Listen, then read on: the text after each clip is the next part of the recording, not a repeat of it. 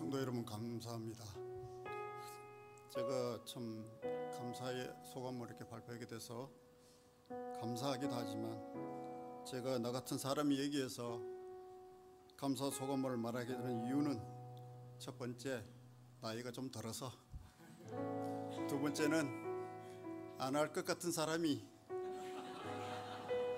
세 번째 이 사람이 한다면 나도 할 수 있다 그렇게 생각하는 것 같습니다. 감사 노트 소감문을 발표하겠습니다. 제가 쭉 그냥 읽도록 하겠습니다. 첫 번째, 감사 노트에서 받은 은혜. 감사함으로 주위의 모든 것이 긍정적이 됩니다.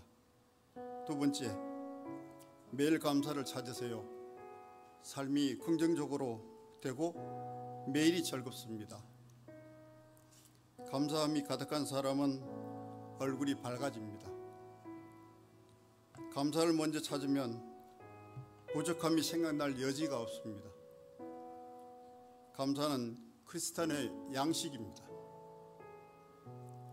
감사한 마음을 가지면 하나님이 먼저 생각나게 됩니다. 제가 쓴 방법인데요, 감사노트 쓰기 쉬운 설명서를 달았습니다. 제 마음대로 쓴 것이니까 여러분 참고로 하시면 되겠습니다. 나에 대한 다짐으로 카카오톡 프로필을 제일 먼저 바꿨습니다. 제 프로필은 감사함을 찾는 즐거움이란 입니다. 여행할 때도 감사노트를 챙겨서 갑니다. 감사함의 노다지입니다. 뭘 했는지 생각나지 않을 때는 핸드폰이 갤러리 사진을 보면서 연상하면 됩니다. 5개를 몰칠 때는 일상을 일기 형식으로 씁니다. 하나님이 주신 모든 것이 일상이기 때문입니다. 하루에 5개를 반드시 쓰도록 합니다. 그러면 반드시 차리리라는 간절함이 몰랐던 감사를 찾게 됩니다. 오늘의 말씀은 그날에 맞는 말씀을 가급적 씁니다. 그러고도 생각이 나지 않으면 시편을 씁니다. 3번 감사 표현하기 제일 어려운 부분입니다. 저도 어렵더라고요. 쉽지는 않지만 해보기만 시작하면 어설퍼도 됩니다. 상대방은 이런 어설픔을 좋아합니다. 가까운 식구들에게 먼저 칭찬하듯이 해보세요. 일단 시작하되 최대한 공손하게 입을 뗍니다. 상대방의 장점을 찾아서 칭찬합니다. 정답은 없습니다. 참고로 하시고 많은 성도님께서 함께 감사를 찾아보길 기대합니다. 끝으로 하나님의 말씀입니다.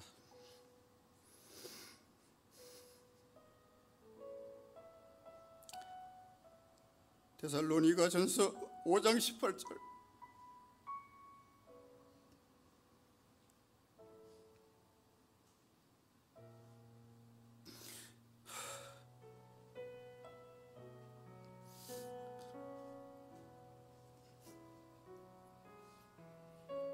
범사에 감사하라. 이것이 그리스도 예수 안에서 너희를 향하신 하나님의 뜻이니라. 아멘. 감사합니다. 저는 신은정 성도입니다. 153 교회 가족이 되어 새가족반 소감 발표를 했던 때가 엊그제인데 1년 반 만에 다시 이 자리에 서게 되었다는 것이 감사하고 여기까지 오게 하심에 감사할 뿐입니다. 작년 11월 감사주일에 감사노트 365일을 기록하며 상을 받으시는 분들을 보면서 정말 리스펙이다, 대단하시다, 감동하며 격한 박수를 보내드렸었습니다. 새해가 되면 다이어리나 가계부 첫 장을 펼쳐 올해는 꼭 써보겠노라고 다짐하지만 결국 첫 장이 마지막이 되는 저이기에 감사노트를 1년간 쓴다는 것은 제가 살을 20kg 빼겠다는 다짐과 같은 것이라고 생각했습니다. 감사로 그 문을 열라. 목사님의 선포가 저에게 선명한 울림이 되었고, 그래 나도 감사해보자. 하나님이 나에게 어떻게든 일하시겠지라고 생각하며 시작을 했습니다. 하루하루 감사함을 간단하게 써내려 가면서 일상을 돌아보다 보니 내 옆에 있는 사람들을 돌아보게 되고, 더 나아가 어떻게 살아야 하나님이 기뻐하실까를 생각하는 시간들이 생기기 시작했습니다. 그렇게 하나님을 생각하는 시간들이 늘어갔고, 내 중심으로 보았던 일상을 하나님의 일하심으로 보게 되었습니다. 하나님은 저에게 정말 많은 일들을 해주시고 공급하고 계심을 보게 되었고, 당연한 것이 하나 없다는 말이 무슨 말인지 알아가게 되었습니다. 감사의 내용은 아주 소소한 일상에 대한 감사들이 가득했습니다. 먼저 건강을 주셔서 감사, 아침에 눈을 뜨고 평범한 일상을 주셔서 감사, 주일 예배에 가족들과 함께 할 수 있어서 감사, 남편과 같은 방향을 보며 살아가게 하심도 감사, 주차장이 복잡한데 바로 주차할 수 있는 자리 주셔서 감사, 운전하다가 화장실 급해졌는데 신호대기 없이 질주할 수 있어서 감사, 남편이 설거지해 주어서 감사, 야매 반주자로 아주 부족한 실력이라 찬양 리더 순장님이 크게 기대하거나 못해도 혼내지 않아서 감사, 다리가 짧아서 차에서 잠깐 쪽잠 잘 때도 불편하지 않아 감사, 딸이 아침밥 잘 먹고 가줘서 감사, 기도하려고 하면 너무 졸려서 자꾸만 잠이 드는데 오늘은 기도 시간이 좀 더 많아져서 감사, 아는 집사님의 부모님의 건강이 회복되어 감사, 이웃집에 음식 나눔을 할 수 있어서 감사, 일할 때 시간이 빨리 지나가서 감사, 힘들어하는 지체에게 선물하며 응원할 수 있어서 감사 등등입니다. 1년간의 감사 노트를 돌아보니 더욱 감사한 것은 하나님은 신실하게 저를 회복의 자리로 인도해 주셨습니다. 하나님께서 저에게 원하시는 것이 무엇인지 선명하게 보였습니다. 은정아, 너가 서 있는 그곳이 내가 예배받기 원하는 곳이란다.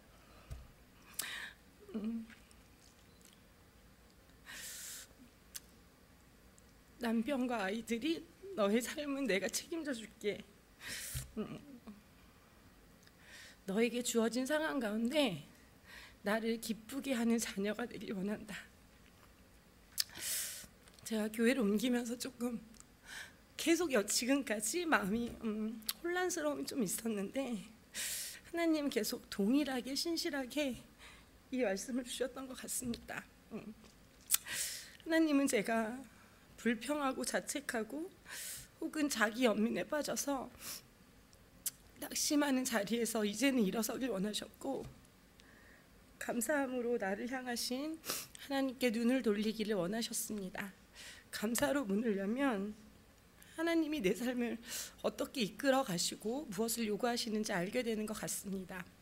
감사한다는 것은 결국 낮은 자리에서 하나님을 인정하는 삶을 산다는 증거이기에 하나님과 더욱 친밀해지는 것 같습니다. 감사가 주는 유익은 결국 나는 스스로 아무것도 할 능력이 없으며 오직 하나님의 전능하심에 의지해야 하는 연약한 존재임을 인정하며 겸손한 자리에 이르게 되어집니다. 또 감사하면 내게 있는 연약한 것, 작은 것들이 다른 이들을 섬기는 힘이 됩니다. 내게 있는 아픔과 약점들을 부정적으로 보는 것이 아니라 그럼에도 감사를 외치다 보면 그것들이 오히려 다른 사람들을 위로하고 공감하며 세워주는 통로가 되어 섬김의 기회가 되어집니다. 감사를 하면 화내는 일이 좀 줄어들고 죽고 사는 일 아니면 그냥 넘어가는 넉넉함이 생깁니다. 감사하면 남편이 더욱 사랑스러워집니다. 그럴 수도 있지라는 이유와 함께 예전에는 짜증나고 화냈던 일이 그의 작은 것에도 감사를 표현하며 부드러운 마음이 전달되고 좋게 보려고 하는 열심이 생깁니다. 감사는 삶의 방식입니다. 감사하기로 선택하다 보면 습관이 되어지고 감사함이 당연하게 되어지는 것 같습니다. 그러나 처음부터 잘 되진 않습니다. 내 안에 잠재된 교만한 생각과 학습된 생활 방식을 거스르는 선택을 해야 하기에 감사는 연습이 필요한 것 같습니다. 그래서 감사의 내공이 쌓이면 주어진 것에 대한 감사에서 앞으로 일어날 일에 대한 소망을 가지고 감사하게 되고, 그럼에도 불구하고 감사하기까지 잘하게 되는 것 같습니다. 나같이 교만한 사람의 입에 감사가 있게 하신 하나님께 감사드리며 감사가 삶의 방식이 되길 소망하며 소감을 마칩니다. 감사합니다.